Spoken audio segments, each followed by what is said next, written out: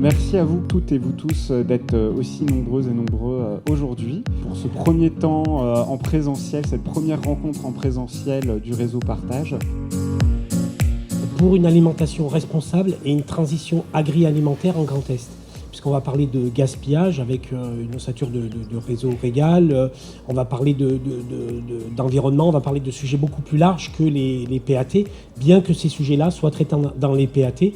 L'alimentation durable contribue également aux politiques du ministère de la Transition écologique en termes d'économie circulaire, de lutte contre le gaspillage et puis l'éducation à l'environnement. Le taux de participation là, qu'on voit aujourd'hui, ça montre aussi l'intérêt qu'il peut y avoir sur les thématiques qui vont être évoquées. Comment développer, conforter et faire émerger les filières locales. Donc je vais inviter sur scène Valérie François de Paysans Bio Lorrain, Bruno Rostand de la légumerie Glaisette de l'Île-aux-Bois et Nicole Lebrun de la Chambre d'agriculture 54. Donc je suis le référent Grand Est sur les dossiers concernant plus particulièrement l'alimentation de proximité. J'appuie les collectivités pour de l'approvisionnement réel de leurs cantines quand elles en ont la compétence. Alors Paysans Bio Lorrain, c'est une structure qui rassemble des producteurs qui se sont organisés il y a presque 20 ans en se disant il va se passer des choses en restauration collective. Il faut qu'on se préoccupe de ce que mangent nos gamins. Il faut qu'on s'organise pour avoir une réponse collective et structurée. Notre rôle derrière ça, c'est de trouver des producteurs et d'organiser la logistique et la livraison vers les établissements. La loi Egalim a un impact très très fort. On voit arriver vers nous des clients qu'on n'avait jamais vus avant, dans des domaines qu'on touchait très très peu. Je pense en particulier le domaine de la santé et le domaine des personnes âgées. Donc moi, par rapport à mon expérience avant, je m'occupais des collèges de la Marne.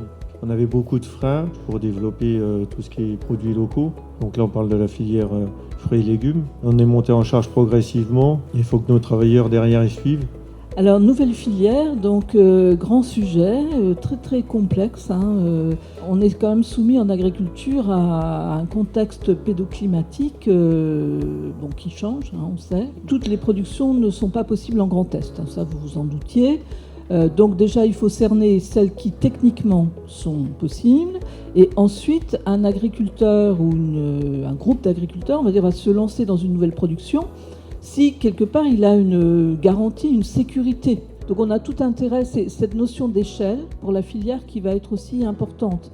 C'est-à-dire si on raisonne trop hyper local, l'autonomie alimentaire, vous oubliez. Plus on élargit quand même la notion, la définition du local, plus on va avoir comme la capacité de trouver des produits de la région, de faire du développement économique, de sécuriser les agriculteurs et les filières et aussi de satisfaire la loi Egalim. Donc maintenant, l'axe qu'on a pris, c'est de se dire, on voit avec nos clients s'ils sont d'accord pour qu'on se fournisse en Alsace ou en Champagne-Ardenne.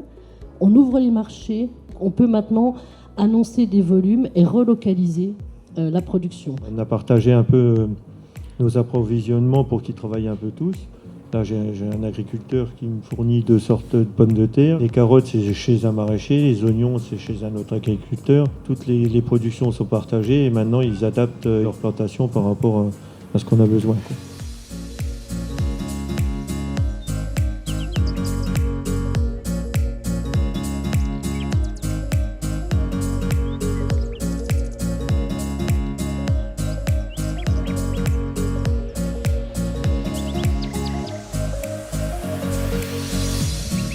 C'est un jeu qu'on a créé il y a 3 ans. C'est vraiment un jeu de découverte. Donc il a été joué par 700 personnes à peu près, que ce soit des élèves, des étudiants, des agriculteurs, des personnes de restauration collective. Et à chaque fois, tout le monde a découvert quelque chose. L'État, à un moment donné, il s'est posé des questions par rapport aux dépenses de santé qui résultaient de pathologies qui étaient liées à l'alimentation, à nos habitudes alimentaires.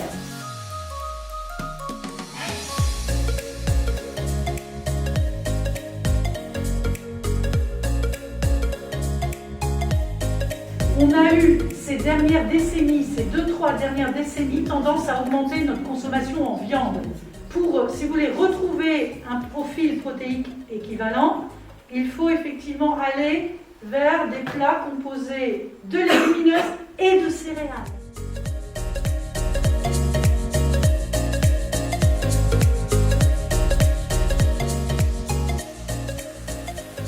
Dans les services, dans les établissements, on pèse tout pendant 15 jours. Non seulement les déchets assiettes, mais de ce qui est produit en trop. Et là, quand on arrive à la fin de la journée et qu'on a jeté, par exemple, 70 kilos dans un lycée ou dans un EHPAD, 2 kilos de viande, c'est 20 portions qui pourraient donner de plats protéiniques.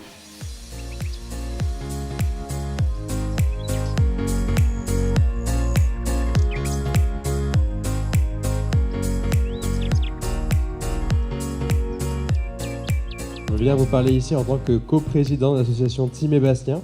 On a 2 objectifs, lutter contre la précarité alimentaire des étudiants et accélérer la transition alimentaire sur les campus étudiants. On a ouvert un food truck qui cuisine des repas à base de produits, donc légumes bio et locaux, pour 3 €, donc à tarif solidaire aux étudiants. Et l'Université de Lorraine aujourd'hui est très très friande de notre action, enfin, en tout cas elle est très contente et nous soutient activement.